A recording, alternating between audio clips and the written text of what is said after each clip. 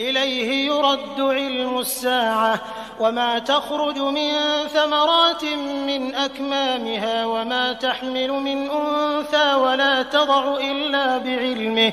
ويوم يناديهم أين شركائي قالوا آذناك ما منا من شهيد وضل عنهم ما كانوا يدعون من قبل وظنوا ما لهم من محيص لا يسأم الإنسان من دعاء الخير وإن مسه الشر فيئوس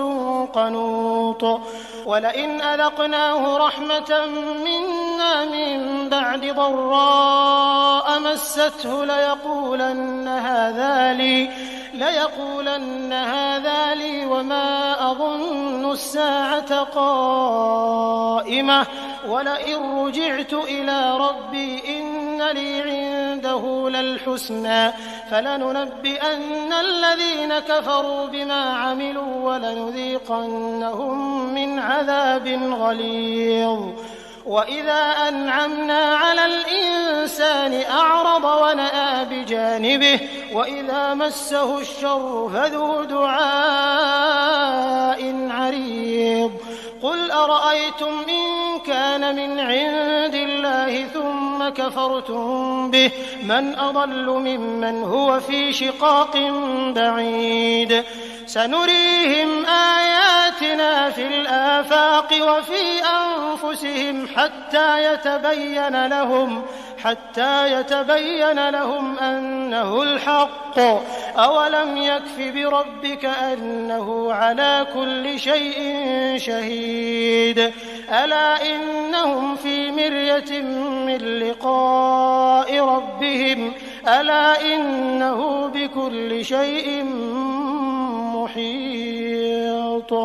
بسم الله الرحمن الرحيم حميم عين سين قاف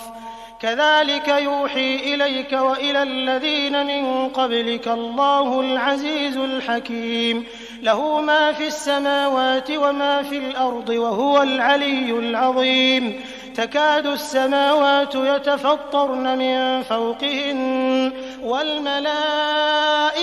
يسبحون بحمد ربهم ويستغفرون لمن في الأرض ألا إن الله هو الغفور الرحيم والذين اتخذوا من دونه أولياء الله حفيظ عليهم وما أنت عليهم بوكيل وكذلك أوحينا إليك قرآنا عربيا لتنذر أم القرى ومن حولها وتنذر يوم الجمع لا ريب فيه فريق في الجنة وفريق في السعير ولو شاء الله لجعلهم أمة واحدة ولكن يدخل من يشاء في رحمته والظالمون ما لهم من ولي ولا نصير أم اتخذوا من دونه أولياء فالله هو الولي وهو يحيي الموتى وهو على كل شيء قدير وما اختلفتم فيه من شيء فحكمه إلى الله ذلكم الله ربي عليه توكلت وإليه أنيب فاطر السماوات والأرض جعل لكم من أنفسكم أزواجا ومن الأنعام أزواجا يذرأكم فيه ليس كمثله شيء وهو السميع البصير له مقاليد السماوات والأرض يبسط الرزق لمن يشاء ويقدر إنه بكل شيء عليم شرع لكم من الدين ما وصى به نوحا والذي أوحينا إليك وما وصينا به إبراهيم وموسى وعيسى والنساء أن أقيموا الدين ولا تتفرقوا فيه كبر على المشركين ما تدعوهم إليه الله يجتبي إليه من يشاء ويهدي إليه من ينيب وما تفرقوا إلا من بعد ما جاءهم العلم بغيا بينهم ولولا كلمة سبقت من ربك إلى أجل مسمى لقضي بينهم وإن الذين أورثوا الكتاب من بعدهم لفي شك منه مريب فلذلك فادع واستقم كما أمرت ولا تتبع أهواءهم وقل آمنت بما أنزل الله من كتاب وأمرت لأعدل بينكم الله ربنا وربكم لنا أعمالنا ولكم أعمالكم لا حجة بيننا وبينكم الله يجمع بيننا وإليه المصير والذين يحاجون في الله من بعد ما استجيب له حجتهم داحضة عند ربهم وعليهم غضب ولهم عذاب شديد الله الذي أنزل الكتاب بالحق والميزان وما يدريك لعل الساعة قريب يستعجل بها الذين لا يؤمنون بها والذين آمنوا مشفقون منها ويعلمون أنها الحق ألا إن الذين يمارون في الساعة لفي ضلال بعيد الله لطيف بعباده يرزق من يشاء وهو القوي العزيز من كان يريد حرث الآخرة نزد له في حرثه ومن كان يريد حرث الدنيا نؤته منها وما له في الآخرة من نصيب أم لهم شركاء شرعوا لهم من الدين ما لم يأذن به الله ولولا كلمة الفصل لقضي بينهم وإن الظالمين لهم عذاب أليم ترى الظالمين مشفقين مما كسبوا وهو واقع بهم والذين آمنوا وعملوا الصالحات في روضات الجنات لهم ما يشاءون عند ربهم ذلك هو الفضل الكبير ذلك الذي يبشر الله عباده الذين آمنوا وعملوا الصالحات قل لا أسألكم عليه أجرا إلا المودة في القربى ومن يقترف حسنة نزد له فيها حسنا إن الله غفور شكور أم يقولون افترى على الله كذبا فإن يشأ الله يختم على قلبك ويمحو الله الباطل ويحق الحق بكلماته إنه عليم بذات الصدور وهو الذي يقبل التوبة عن عباده ويعفو عن السيئات وهو الذي يقبل التوبة عن عباده ويعفو عن السيئات ويعلم ما تفعلون ويستجيب الذين آمنوا وعملوا الصالحات ويزيدهم من فضله والكافرون لهم عذاب شديد. ولو بسط الله الرزق لعباده لبغوا في الأرض ولكن ينزل بقدر ما يشاء إنه بعباده خبير بصير. وهو الذي ينزل الغيث من بعد ما قنطوا وينشر رحمته وهو الولي الحميد. ومن آياته خلق السماوات والأرض وما بث فيهما من دابة وهو على جمعهم إذا يشاء قدير. وما أصابكم من مصيبة فبما كسبت أيديكم ويعفو عن كثير. وما أنتم بمعجزين في الأرض وما لكم من دون الله من ولي ولا نصير. ومن آياته الجوار في البحر كالأعلام إن يشأ يسكن الريح فيظللن رواكد على ظهره إن في ذلك لآيات لكل صبار شكور. أو يوبقهن بما كسبوا ويعفو عن كثير. ويعلم الذين يجادلون في آياتنا ما لهم من محيص. فما أوتيتم من شيء فمتاع الحياة الدنيا وما عند الله خير وأبقى للذين آمنوا وعلى ربهم يتوكلون. والذين يجتنبون كبائر الإثم والفواحش وإذا ما غضبوا هم يغفرون.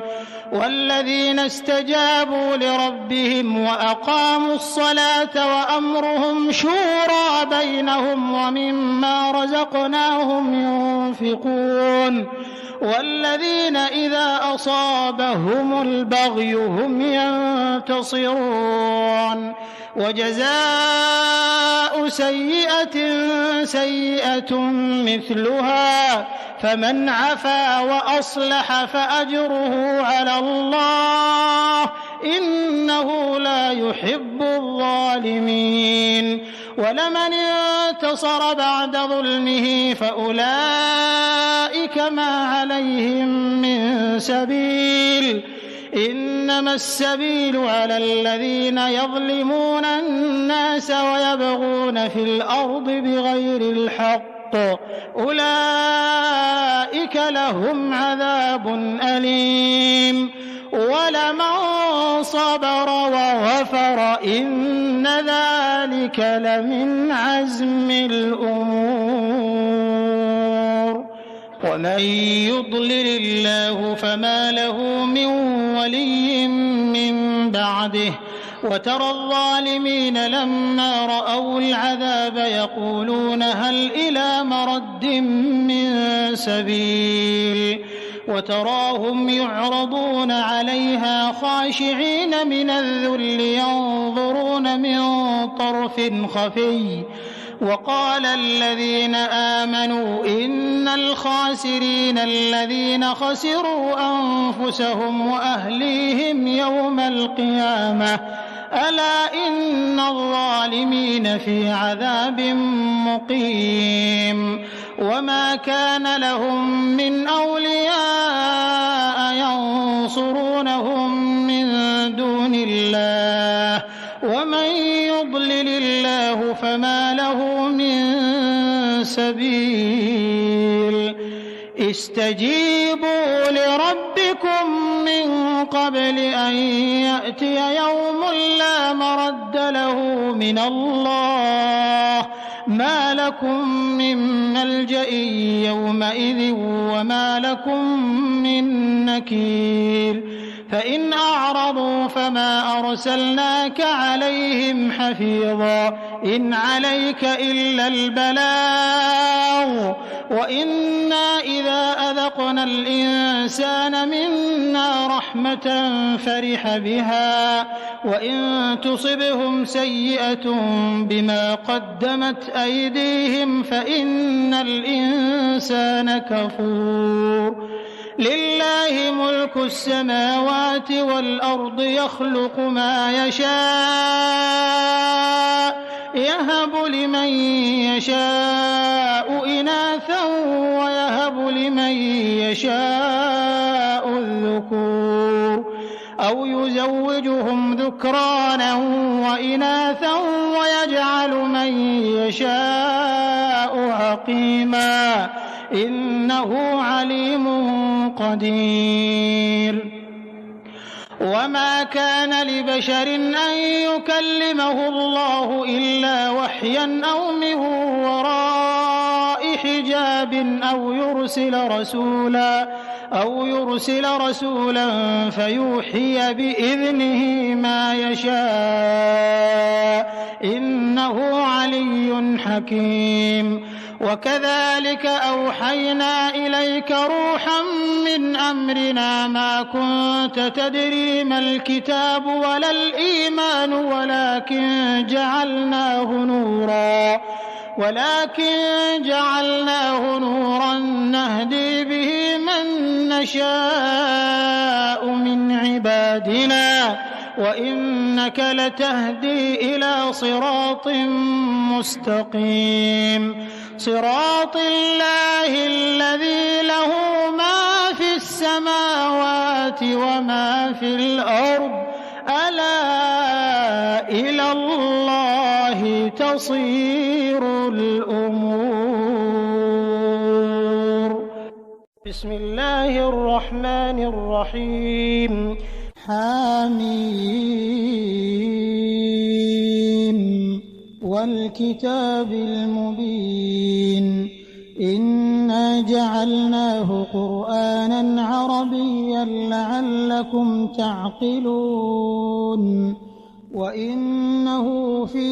أم الكتاب لدينا لعلي حكيم أفنضرب عنكم الذكر صفحا أن كنتم قوما مسرفين وكم أرسلنا من نبي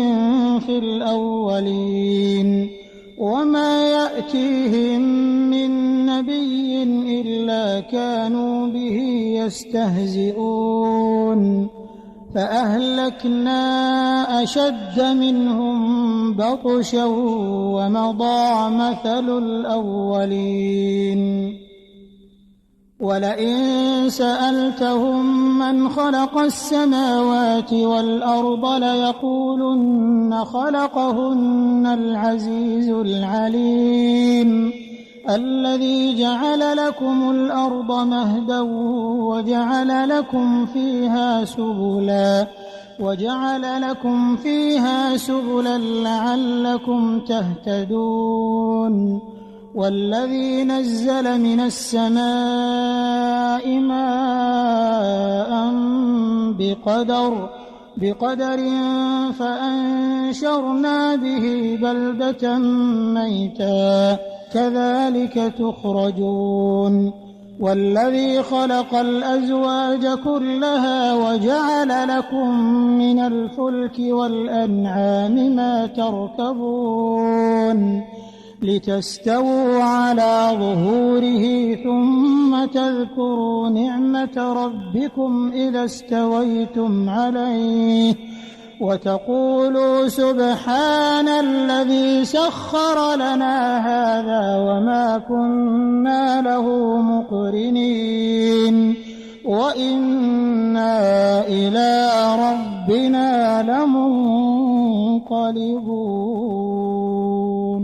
وجعلوا له من عباده جزءا إن الإنسان لكفور مبين أم اتخذ مما يخلق بنات وأصفاكم بالبنين وإذا بشر أحدهم بما ضرب للرحمن مثلا ظل وجهه مسودا وهو كظيم أومن ينشأ في الحلية وهو في الخصام غير مبين أومن ينشأ في الحلية وهو في الخصام غير مبين وجعلوا الملائكة الذين هم عباد الرحمن إناثا أشهدوا خلقهم ستكتب شهادتهم ويسألون وقالوا لو شاء الرحمن ما عبدناهم ما لهم بذلك من علم إن هم إلا يخرصون أم آتيناهم كتابا من قبله فهم به مستمسكون بل قالوا إنا وجدنا آباءنا على أمة وإنا على آثارهم مهتدون وكذلك ما أرسلنا من قبلك في قرية من نذير إلا قال مترفوها إنا وجدنا آباءنا على أمة وإنا على آثارهم مقتدون قال أولو جئتكم بأهدى مما وجدتم عليه آباءكم قالوا إنا بما أرسلتم به كافرون فانتقمنا منهم فانظر كيف كان عاقبة المكذبين وإذ قال إبراهيم لأبيه وقومه إنني براء مما تعبدون إلا الذي فطرني فإنه سيهدين وجعلها كلمة باقية في عقبه لعلهم يرجعون بل متعت هؤلاء وآباءهم حتى جاءهم الحق ورسول مبين ولما جاءهم الحق قالوا هذا سحر وإنا به كافرون وقالوا لولا نزل هذا القرآن على رجل من القريتين عظيم أهم يقسمون رحمة ربك نحن قسمنا بينهم معيشتهم في الحياة الدنيا ورفعنا بعضهم فوق بعض درجات ليتخذ بعضهم بعضا سخريا ورحمة ربك خير مما يجمعون ولولا أن يكون الناس أمة واحدة لجعلنا لمن يكفر بالرحمن لبيوتهم سقفا من فضة ومعارج عليها يظهرون ولبيوتهم أبوابا وسررا عليها يتكئون وزخرفا وإن كل ذلك لما متاع الحياة الدنيا والآخرة عند ربك للمتقين ومن يعش عن ذكر الرحمن نقيض له شيطانا فهو له قرين وإنهم ليصدونهم عن السبيل ويحسبون أنهم مهتدون حتى إذا جاءنا قال يا ليت بيني وبينك بعد المشرقين فبئس القرين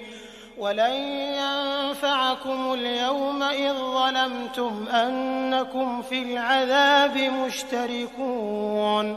أفأنت تسمع الصم أو تهدي العمي ومن كان في ضلال مبين فإما نذهبن بك فإنا منهم منتقمون أو نرينك الذي وعدناهم فإنا عليهم مقتدرون فاستمسك بالذي أوحي إليك إنك على صراط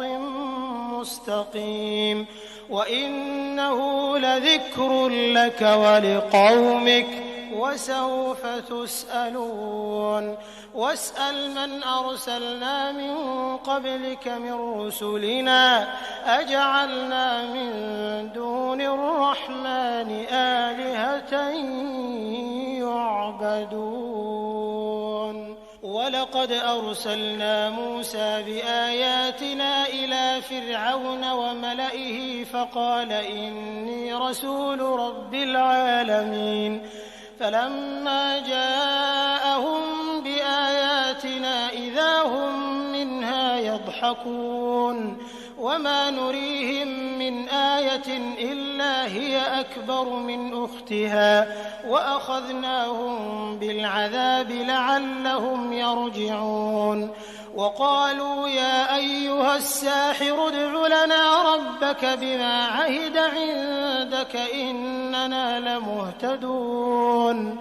فلما كشفنا عنهم العذاب إذا هم ينكثون ونادى فرعون في قومه قال يا قوم أليس لي ملك مصر وهذه الأنهار تجري من تحتي أفلا تبصرون أم أنا خير من هذا الذي هو مهين ولا يكاد يبين فلولا ألقي عليه أسورة من ذهب أو جاء معه الملائكة مقترنين فاستخف قومه فأطاعوه إنهم كانوا قوما فاسقين فلما آسفونا انتقمنا منهم فأغرقناهم أجمعين فجعلناهم سلفا ومثلا للآخرين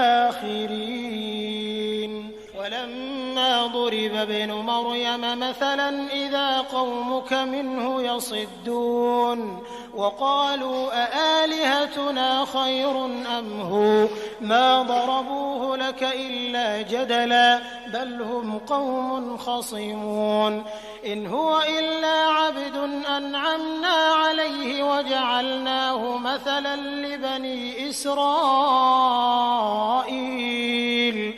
ولو نشاء لجعلنا منكم ملائكة في الأرض يخلفون وإنه لعلم للساعة فلا تمترن بها واتبعون هذا صراط مستقيم ولا يصدنكم الشيطان إنه لكم عدو مبين ولما جاء عيسى بالبينات قال قد جئتكم بالحكمة ولأبين لكم بعض الذي تختلفون فيه فاتقوا الله وأطيعون إن الله هو ربي وربكم فاعبدوه هذا صراط مستقيم فاختلف الأحزاب من بينهم فويل للذين ظلموا من عذاب يوم أليم هل ينظرون إلا الساعة أن تأتيهم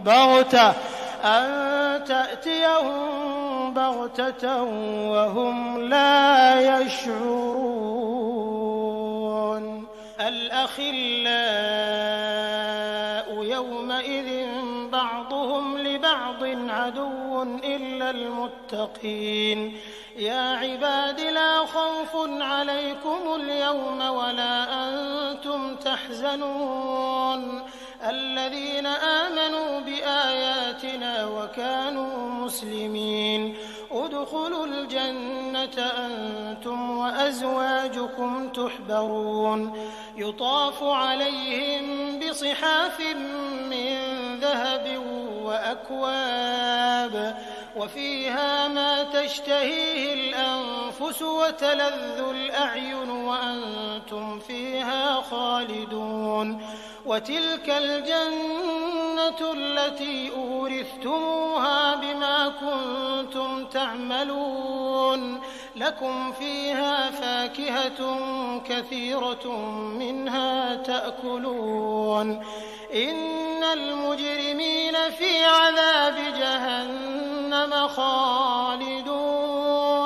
لا يفتر عنهم وهم فيه مبلسون وما ظلمناهم ولكن كانوا هم الظالمين ونادوا يا مالك ليقض علينا ربك قال إنكم ماكثون لقد جئناكم بالحق ولكن أكثركم للحق كارهون أم أبرموا أمرا فإنا مبرمون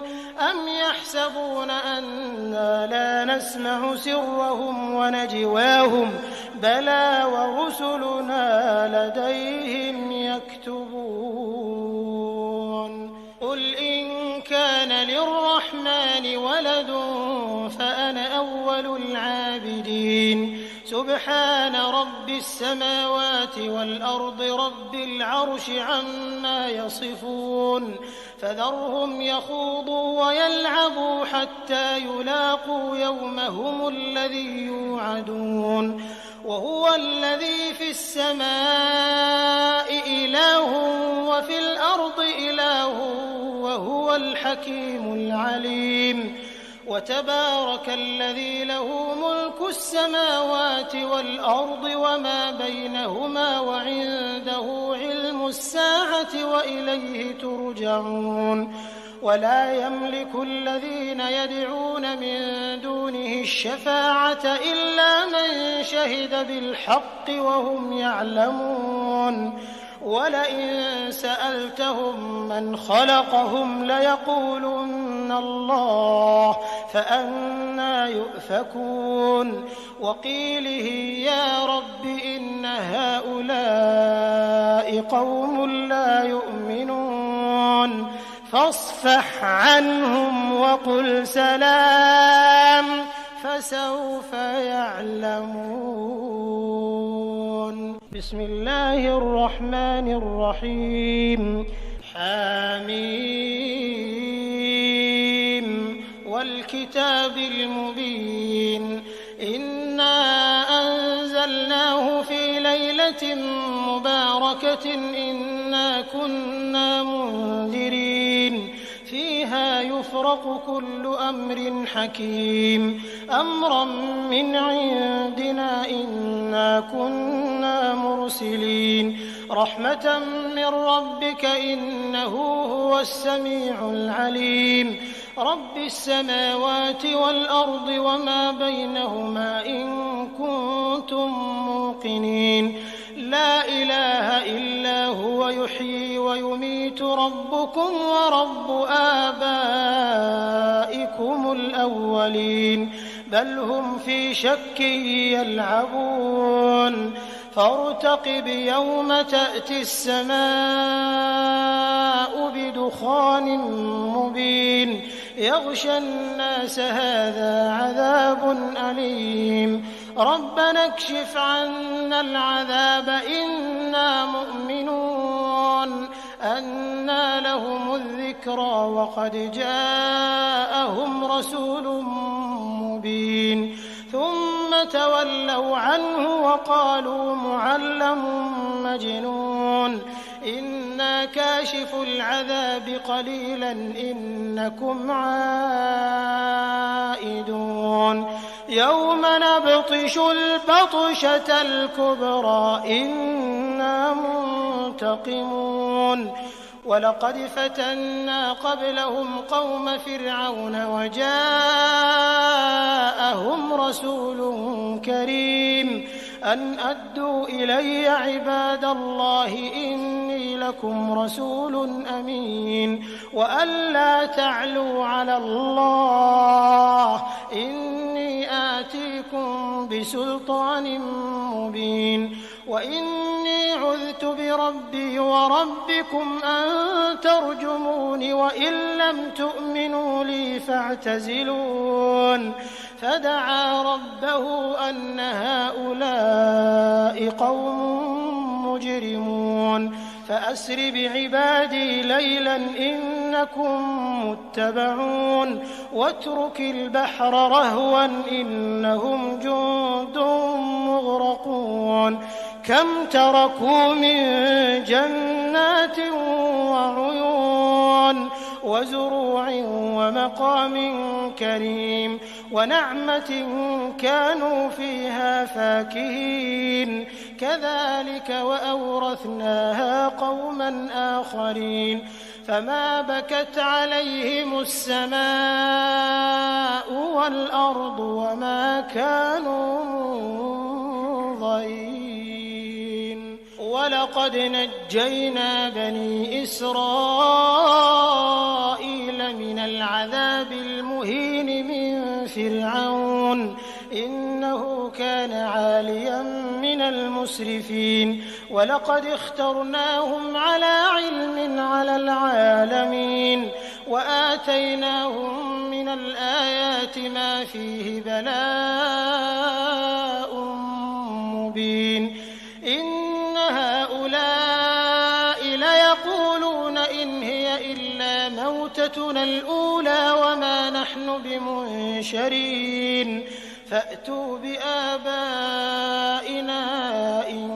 كنتم صادقين أهم خير أم قوم تبع والذين من قبلهم أهلكناهم إنهم كانوا مجرمين وما خلقنا السماوات والأرض وما بينهما لاعبين ما خلقناهما إلا بالحق ولكن أكثرهم لا يعلمون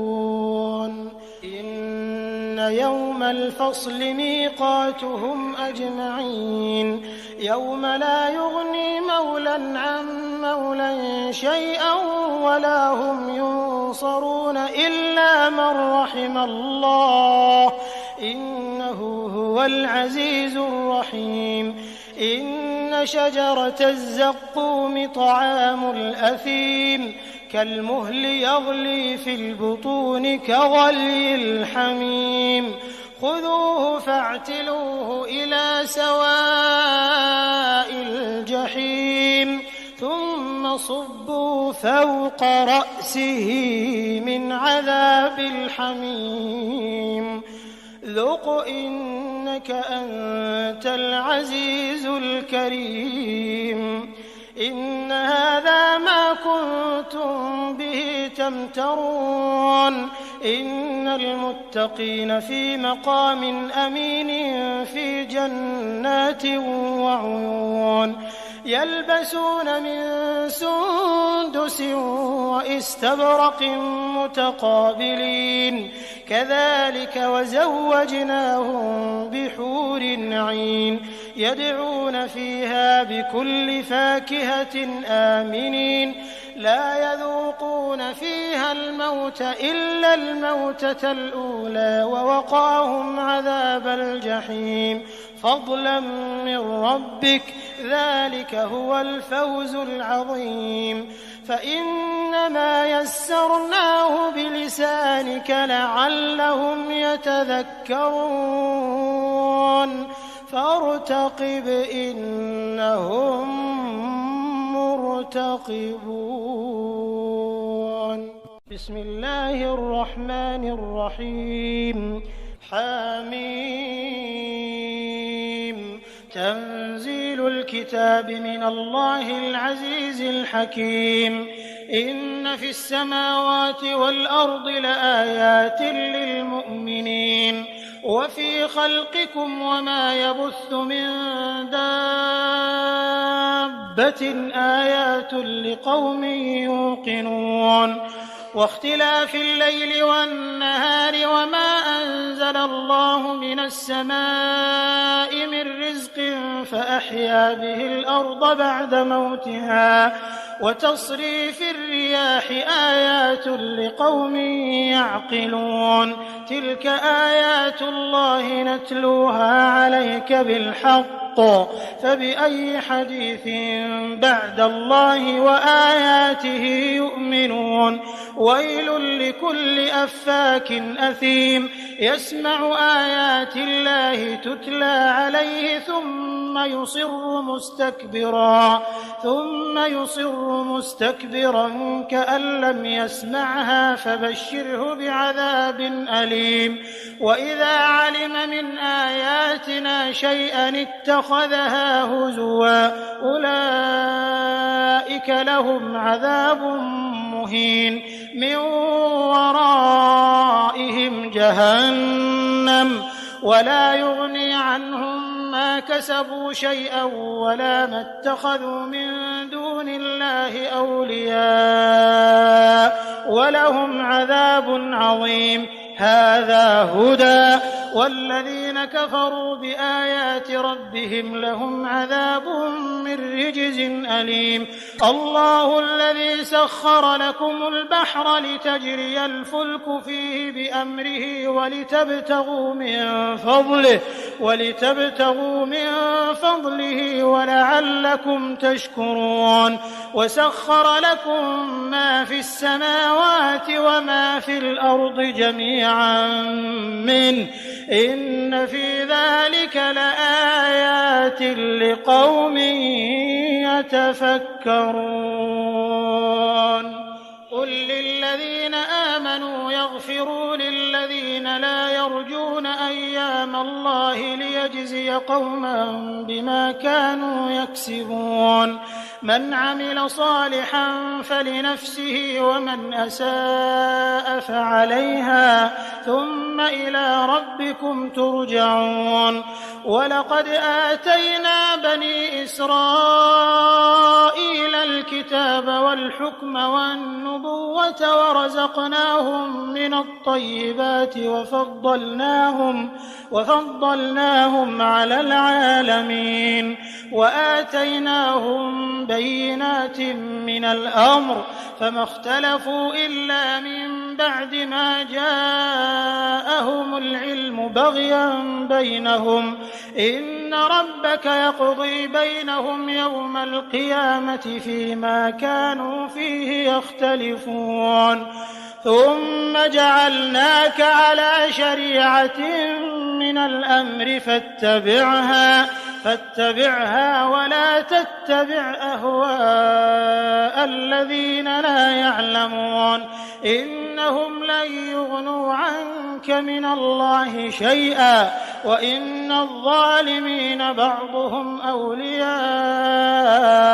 بعض والله ولي المتقين هذا بصائر للناس وهدى ورحمة لقوم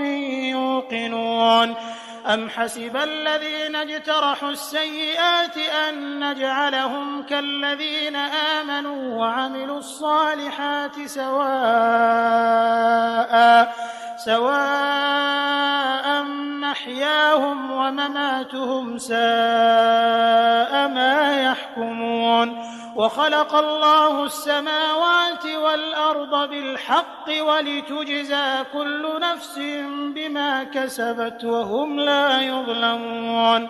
أفرأيت من اتخذ إلهه هواه وأضله الله على علم وختم على سمعه وقلبه وجعل على بصره غشاوة فمن يهديه من بعد الله أفلا تذكرون وقالوا ما هي إلا حياتنا الدنيا نموت ونحيا وما يهلكنا إلا الدهر وما لهم بذلك من علم إن هم إلا يظنون وإذا تتلى عليهم آياتنا بينات ما كان حجتهم إلا أن قالوا ائتوا بآبائنا إن كنتم صادقين قل الله يحييكم ثم يميتكم ثم يجمعكم إلى يوم القيامة لا ريب فيه ولكن أكثر الناس لا يعلمون ولله ملك السماوات والأرض ويوم تقوم الساعة يومئذ يخسر المبطلون وترى كل أمة جاثية كل أمة تدعى إلى كتابها اليوم تجزون ما كنتم تعملون هذا كتابنا ينطق عليكم بالحق